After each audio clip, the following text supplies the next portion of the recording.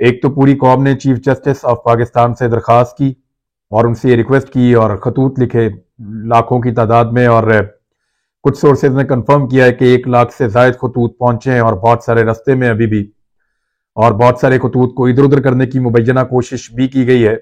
लेकिन chief justice of Pakistan ने अवामी उमंगों के मुताबिक, अवाम की ख्वाहिश के मुताबिक नोटिस लिया सो मोटो और फिर इस मामले के ऊपर तहकीकात का आगाज करवाया। पहले उन्होंने हुक्म दिया कि FIR दर्ज की जाए, साथ ही साथ उन्होंने जो पोस्टमार्टम है उसके ऊपर अदम इत्मीनान का इजहार भी किया, और चीफ जस्टिस ऑफ पाकिस्तान ने रिपोर्ट, जो फैक्ट फाइंडिंग रिपोर्ट है, उसको फौरी तौर पे सुप्रीम कोर्ट में जमा करवाने का कहा।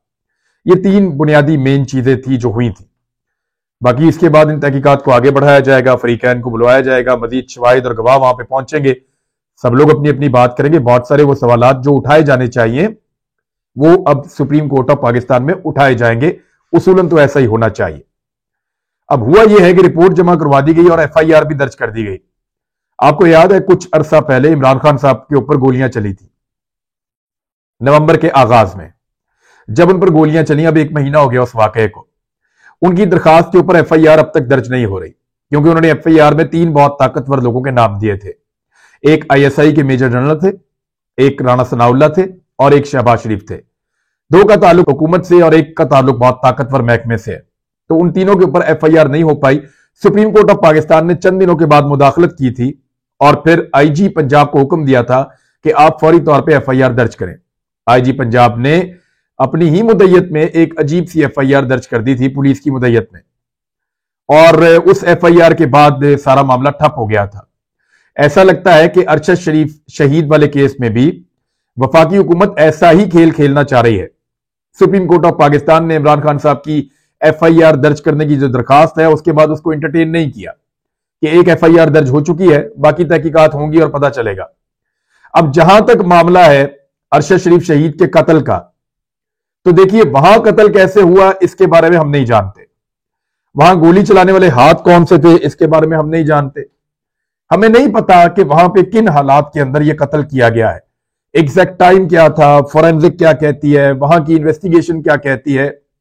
ये सारी चीजें रफ्ता रफ्ता सामने आ रही हैं। कुछ हकायक हमारे पास मौजूद हैं, लेकिन हम चाहते हैं कि जब इसकी तहकीकात आगे बढ़े और कोई 2 नंबरी करने की कोशिश की जाए तो वो हकायक उस वक्त मंजर आम पर लाए जाएं। अब FIR दर्ज करने के लिए जब चीफ जस्टिस ऑफ पाकिस्तान ने कहा, तो वो शहबाज शरीफ क्रेडिट अपने ऊपर ले रहे हैं कि मेरे कहने के ऊपर ये जुडिशियल इंक्वायरी शुरू हुई है, तो ऐसा नहीं है। शहबाज शरीफ साहब, आपने तो गुज़िश्ता 40-42 दिन के अंदर FIR तक दर्ज नहीं होने दी।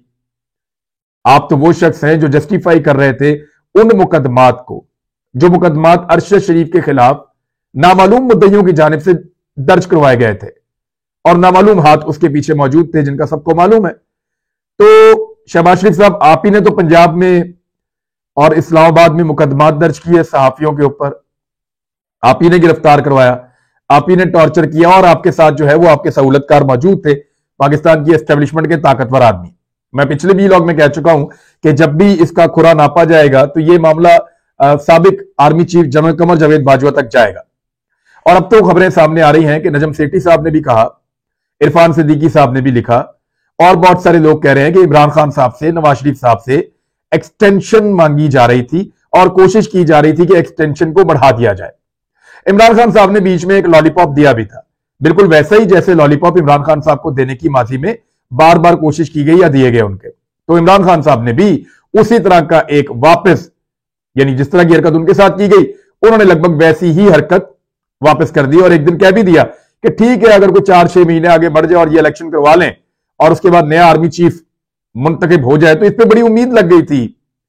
लेकिन फिर भी पाकिस्तान में हम बार बार कहते रहे कि ये टेंशन क्रिएट हो जाएगी, नहीं होनी चाहिए एक्सटेंशन, तो वो एक्सटेंशन जो है वो नहीं हो सकी और उसका बहुत दुख और रंज है, और उसका बदला लेने की कोशिश पहले भी की गई है, आइंदा भी की जाएगी। नवाज शरीफ ने भी एक्सटेंशन नहीं दी, ये मैं आपको पहले बता चुका हूं कि इस ऑप्शन को नवाज शरीफ ने रद्द कर दिया था। अब मामला यह है कि जो FIR दर्ज होनी चाहिए थी अरशद शरीफ शहीद की फैमिली की जानिब से, उनकी वालिदा की जानिब से, और वो बड़े अरसे तक ये दरखास्तें करते रहे, चीफ जस्टिस से कहते रहे, तमाम ताकतवर लोगों को अपीलें करते रहे कि हमारे बेटे का जो है वो कत्ल हुआ है, उनको शहीद किया गया है कीनिया में, और पाकिस्तान में उनको किन हालात का सामना था हमसे बेहतर कोई नहीं जानता, लिहाजा उनको मुद्दई होना चाहिए था और वो एक एफआईआर दर्ज करवाते। लेकिन रियासत डर गई। वो रियासत, क्योंकि देखिए हमें नहीं पता वहां क्या हुआ, लेकिन मुझे यह पता है कि यहां क्या हुआ। यहां पे जिन लोगों ने अरशद शरीफ के लिए जमीन को तंग किया उन सबको हम जानते हैं। जिन लोगों ने अरशद शरीफ शहीद को पाकिस्तान से भागने पर जाने पर मजबूर किया हम उनको जानते हैं। जिन्होंने हालात पैदा कर दिए यूएई के अंदर, और दोबारा जब उन्होंने यूएई का वीजा अप्लाई किया कीनिया से, अरशद शरीफ ने कीनिया से यूएई का वीजा अप्लाई किया था, उनको दोबारा वीजा फराहम नहीं किया गया। वो इतने ताकतवर लोग हैं कि उन्होंने एक मुल्क के दरवाजे बंद कर दिए अरशद शरीफ शहीद पे, और फिर उनको कीनिया में शहादत नसीब हुई। अब मामला यह है कि उनकी फैमिली बजाय इसके कि मुद्दई बनती इस एफआईआर की, ये एफआईआर पुलिस ने अपनी मुद्दईयत में दर्ज कर दी है। यह है जी पाकिस्तान के अंदर इंसाफ। चीफ जस्टिस ऑफ पाकिस्तान ने इमरान खान की एफआईआर करवाने का कहा तो वो एफआईआर अपनी जाती मुद्दईयत के अंदर दर्ज कर ली गई।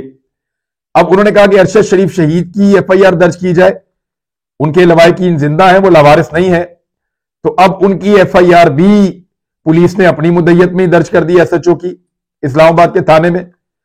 तो उनकी वालदा कह रही है कि वो एफआईआर करवाना चाहती हैं, उनकी अहलिया कह रही है कि वालदा का हक है वही एफआईआर करवाएंगी।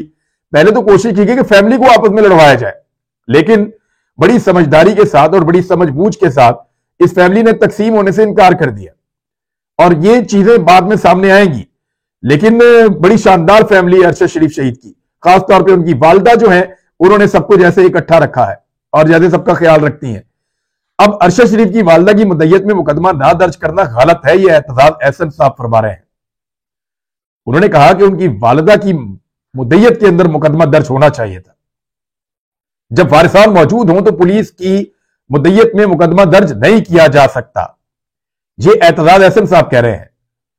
उन्होंने कहा कि अरशद शरीफ के लवाहिकीन को सुप्रीम कोर्ट में बोलने का हक दिया जाए, तभी कुछ तवक्को रखी जा सकती है। दूसरी गलत बात यह है कि पुलिस खुद फरीक है, मुद्दई कैसे बन सकती है? यही पुलिस है जो दिन रात नाक में दम किया हुआ था अरशद शरीफ शहीद के। यही इस्लामाबाद की पुलिस है, यही इदारे हैं जो परेशान कर रहे थे, तो वो खुद कैसे मुद्दई बन सकते हैं? वकुआ कीनिया में हुआ है, उसका इस्लामाबाद के थाना रमना से क्या ताल्लुक है कि वहां पे एफआईआर दर्ज कर दी गई? तो ऐसे ही एतजाज एहसन साहब ने कहा कि मेरे केस के बारे में उन्होंने कहा कि इमरान रियाज का मामला था, मुल्क भर में एफआईआर दर्ज की जा रही थी, वाकया एक जगह होता है और मुल्क भर में मुकदमे बनते हैं, ये अजीब मजाक है। ये आजम सवाती साहब वाले केस में भी यही हो रहा है। अब अरशद शरीफ शहीद वाले केस के अंदर उनकी वालिदा की मुद्दईयत में एफआईआर होनी चाहिए। इंसाफ जब होता है तो वो होता हुआ दिखाई देता है। देखते हैं सुबह हमारे मुअज़्ज़िज़ चीफ जस्टिस ऑफ पाकिस्तान जनाब जस्टिस उमर अता बंदयाल साहब और उनके साथ जो मुअज़्ज़िज़ जज साहिबान मौजूद हैं दीगर चार, वो इस बारे में क्या कहते हैं। क्या वो इस पे इत्मीनान का इजहार करते हैं या वो ये कहते हैं कि वालिदा की मुद्दईयत के अंदर मुकदमा दर्ज किया जाए, ये शोहदा का खानदान है, फॉर गॉड सेक इनके साथ तो जुल्म ना करें। इन्होंने तो अपने बेटे दिए हैं इस मुल्क को, एक बेटा दिया, फिर अपना शौहर दिया, फिर अपना दूसरा बेटा दिया। घर में कोई मर्द नहीं बचा, बच्चे हैं सिर्फ, घर में कोई मर्द नहीं बचा। उस मां का मजाक मत उड़ाओ, वरना पूरा पाकिस्तान उसका बेटा है। उनके घर में कोई मर्द नहीं बचा। ये जो मामला है इस पे अब FIR chief justice of Pakistan को चाहिए कि उनकी फैमिली की तरफ से दर्ज करवाई जाए, और मैं इस पे इतना ही कहना चाहता हूं। कुछ और खबरें उनकी तरफ बढ़ते हैं। अब ऐसा लगता है कि इलेक्शन लाजम मलजूम हो गए हैं और वो करवाने पड़ जाएंगे, क्योंकि फवाद चौधरी साहब ने कहा है कि चौधरी बरादरान की अपनी एक सियासत है, सब जानते हैं, माजी को भी और हाल को भी, और वो अपने सियासी मफाद को देखकर फैसला करते हैं। पीटीआई 20 दिसंबर तक इंतजार करेगी और 20 दिसंबर के बाद असम्बलियां तहलील कर दी जाएंगी। मेरी इंफॉर्मेशन में 15 से 25 दिसंबर के बीच में ये फैसला किया गया था कि पंजाब असम्बली को तहलील कर दिया जाएगा, और साथ ही खैबर पख्तूनख्वा असम्बली जो है वो भी तहलील हो जाएगी, और ये इमरान खान साहब फैसला कर चुके हैं अपने साथियों के हमरा। दूसरा, इमरान खान साहब ने कहा कि अगर किसी इत्तेहादी की कोई बात आपको अच्छी नहीं लगती तो कारकुन इस मामले को नजरअंदाज करें। देखें, और तो कोई इत्तेहादी है ही नहीं, इमरान खान साहब का एक ही इत्तेहादी है, मुस्लिम लीग काफ, और तो कोई इत्तेहादी नहीं है।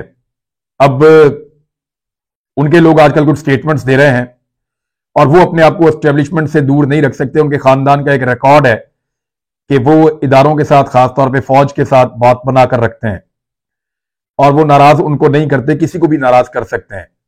लिहाजा उनके स्टेटमेंट्स को संजीदा ना लिया जाए और नजरअंदाज किया जाए ऐसे बयानात को। ये इमरान खान साहब ने कहा था, तो पीटीआई के लिए इस वक्त यही बेहतर है, इसको नजरअंदाज करें, वरना फिर हमजा शहबाज आ जाएगा, उसको नजरअंदाज भी नहीं किया जा सकेगा। लिहाजा आप लोग इंतजार करें, हम लोग इंडिपेंडेंट है, हम अपनी ओपिनियन दे सकते हैं, मैं तो दे रहा हूं और मैं देता रहूंगा। और पहले दिन से कह रहा हूं कि यही एक कमजोर लिंक है पाकिस्तान तहरीक इंसाफ का पंजाब हुकूमत में, जहां से एक मुसीबत पैदा हो सकती है इमरान खान साहब के लिए। अरशद शरीफ शहीद की जो हकायक हैं उनमें एक दावा किया है सलमान इकबाल साहब ने। सलमान इकबाल एयरवाई के सदर हैं उनके और सीईओ हैं। उन्होंने कहा जी कि अरशद शरीफ की मौत से कबल मुतालिक जो है कमेटी, उन्होंने जो रिपोर्ट जमा करवाई गई है उसमें कुछ हकायक कम है। यानी जो सुप्रीम कोर्ट ऑफ पाकिस्तान में 600 सफ़ों की रिपोर्ट मुबैना तौर पर जमा करवाई गई है उसमें कुछ हकायक कम है। लेकिन अब ये फरीक बन जाएंगे सुप्रीम कोर्ट ऑफ पाकिस्तान में जाके इस केस के, तो बाकी हकायक सलमान इकबाल साहब भी सामने रख सकते हैं। कुछ और लोगों के पास भी हकायक मौजूद हैं, वो हकायक भी सामने रखे जा सकते हैं। मेरी इंफॉर्मेशन के मुताबिक सलमान इकबाल साहब के पास कुछ हकायक ऐसे हैं जिनको पाकिस्तान के इदारे छुपाना चाहते हैं। वो हकायक सलमान इकबाल साहब अपने एक एयरवाई नेटवर्क के सहाफी के जरिए से सुप्रीम कोर्ट ऑफ पाकिस्तान तक पहुंचाने की कोशिश करेंगे। जो मेरी इंफॉर्मेशन है, एयरवाई का एक सहाफी है जिसको वो हकायक फराम किए जाएंगे सलमान इकबाल साहब की जानिब से, और वो सहाफी जो है उन हकायक को सुप्रीम कोर्ट तक ले जाएगा। उन हकायक का उस सहाफी से कोई ताल्लुक नहीं है, एक्चुअली वो सलमान इकबाल साहब ने बड़ी मेहनत से हासिल किए हैं। और अच्छी बात यह है कि हकायक पहुंचने चाहिए, इसमें कोई दो राय नहीं है कि एयरवाई ने बड़ी इज्जत की है हमेशा अरशद शरीफ साहब की। और इवन मुझे यह भी पता है कि जब बोल न्यूज ने उन्हें कहा कि आप बोल न्यूज पे ऑन एयर आ जाएं और अरशद शरीफ साहब ने उनसे वादा भी कर लिया, तो तब भी एयरवाई ने मना किया अरशद शरीफ शहीद को कि यह वक्त गुजर जाएगा, आप पाकिस्तान वापस आएंगे और आप एयरवाई पे दोबारा प्रोग्राम शुरू करेंगे। तो ये उनके साथ एक ताल्लुक था एयरवाई का। मैं जानता हूं इस बात को, कोई माने या ना माने, ये हकायक है और हमारे सामने है। तो सलमान इकबाल साहब बहुत सारी ऐसी चीजों से आगाह हैं और कुछ और दोस्त भी हैं जो आगाह हैं। अभी तो मुराद सईद आएंगे, वो आकर अदालत को बताएंगे उन्होंने क्या सुना और क्या देखा। अभी तो सलमान साहब आएंगे, सलमान न्याजी साहब, अबूदर सलमान न्याजी, वो आकर बताएंगे सुप्रीम कोर्ट को कि उन्होंने क्या सुना और वो क्या जानते हैं। अभी और कुछ दोस्त हैं वो आएंगे, हमें बुलाया जाए तो हम बताएंगे कि जनाब किस तरीके से रियासत हमें टाइट कर रही थी और वो कौन लोग थे। क्योंकि पहले अरशद भाई की शहादत से पहले सबके साथ एक ही तरह के हालात थे, लेकिन जैसे ही इस्लामाबाद में एक नया शख्स पहुंचा तो एयरवाई को दबाने के चक्कर में हालात बिल्कुल एकदम तब्दील हो गए और सारा फोकस एयरवाई की तरफ गया और पूरा का पूरा जोर अरशद शरीफ के खिलाफ लगाया गया। यह वो वक्त था जब उन्हें पाकिस्तान से बाहर जाना पड़ा, जब उनका चैनल भी बंद कर दिया गया। तो वहां से जाकर हकायक थोड़े से तब्दील होते हैं, उससे पहले सबके साथ एक ही तरह का डंडा था और एक ही तरह का टॉर्चर था। तो ये हकायक भी इकट्ठे किए जाए। नवाज शरीफ साहब ने इलेक्शन में उतरने की अब तैयारियां शुरू कर दी हैं, ये खबरें अब चलवाई जा रही हैं और उन्होंने टिकटों की तकसीम के लिए लिस्टें मंगवा ली हैं कि पंजाब के अंदर बताएं किस किस को कहां कहां पे और कैसे इलेक्शन लड़ाना है। क्योंकि नवाज शरीफ साहब जानते हैं कि पंजाब की असेंबली ज्यादा इम्कान है कि तहलील हो जाएगी और फिर अगले महीने शायद नवाज शरीफ साहब पाकिस्तान वापस भी आ जाएं। उनके लिए लीगल बंदोबस्त किया जा रहा है। कोशिश है कि नवाज शरीफ साहब को वापस लाके उनकी नाअहली खत्म की जाए और उनकी सजाएं माफ की जाए। फैसल वाडा साहब की जो नाअहली खत्म की गई है वो आप सब जानते हैं कि फैसल वाडा साहब ने कैसे पैंतरा बदला। जैसे ही उन्होंने पाकिस्तान तहरीक इंसाफ को छोड़ा, उनका अच्छा वक्त शुरू हो गया। फिर किस तरीके से उनकी नाअहली जो है वो बड़े अरसे से जो मामला लटका हुआ था। मेरी बात भी हुई थी एक दफा फैसल वाडा साहब से, तो उन्होंने कहा था कि वही करेंगे जो कर सकते हैं, बल्कि उन्होंने दो चार जुमले ऐसे बोले थे, दफा करें उस बात को। लेकिन मैं अच्छी तरह जानता हूं कि फैसल वाडा साहब को यह रिलीफ कहां से मिला है और किस तरीके से मिला है। तो उनकी तो नाअहली खत्म हो गई है, तो नवाज शरीफ साहब की नाअहली खत्म करने के लिए यह एक रास्ता खुला है। जहांगीर तरीन साहब कहते हैं कि उनको भी नाअहली खत्म की जाए, लेकिन इन सबकी नाअहली खत्म भी कर देना तो एक्चुअली जो नालायकी है इनकी वो खत्म नहीं हो सकती। मैं उसकी आपको वजह बताता हूं। कामरान खान साहब का ट्वीट आप जरा थोड़ा सा ये सुने, मैं आपको बताता हूं। डार साहब रहम फरमाएं, खबर आई है स्टेट बैंक के पास डॉलर नहीं है।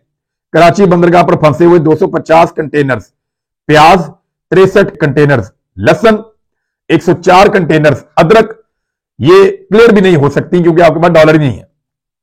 अब इन अशिया की कीमतें आसमान की जानिब गामजन है। ज़र मुबादला की कामयाबी और जो अद्वियात का जो खाब मटीरियल है वो भी पाकिस्तान में नहीं आ पा रहा, और कई कंपनियां पाकिस्तान में अद्वियात बनाना बंद कर चुकी हैं। इसकी इस वक्त पूरी एक लिस्ट मौजूद है जो कंपनियां पाकिस्तान के अंदर दवाइयां बनाना बंद कर चुकी हैं। 55 लाख डॉलर्स के करीब रकम देनी है। ये प्याज के, लहसुन के और अदरक के कंटेनर्स हैं जिनके पैसे जमा करवाने हैं, लेकिन एलसी नहीं खुल रही, दस्तावेजात फराहम ही नहीं की जा रही बैंकों की जानिब से, तो डॉलर्स है ही नहीं स्टेट बैंक के पास, ऐसा लगता है, या इनको खर्चना नहीं चाह रहे, लोगों को खाने पीने की चीजें भी अवेलेबल नहीं है, तो बड़ा अनफॉर्चुनेट है। दूसरी एक और खबर है कि आईएमएफ के साथ जिस किस्म के मुआहदे इन्होंने किए हैं, 350 अरब रुपए की तरक्याती बजट में कटौती, यानी अगर कोई तरक्याती काम पाकिस्तान में करना था तो 350 अरब रुपया उसमें से काट दिया है। ये इस पे गौर किया जा रहा है कि अब ये पैसे भी काट दिए जाएंगे। ये हालात हैं जनाब पाकिस्तान के। अब तक के लिए इतने, अपना ख्याल रखिएगा, अपने इस चैनल का भी। अल्लाह हाफिज़।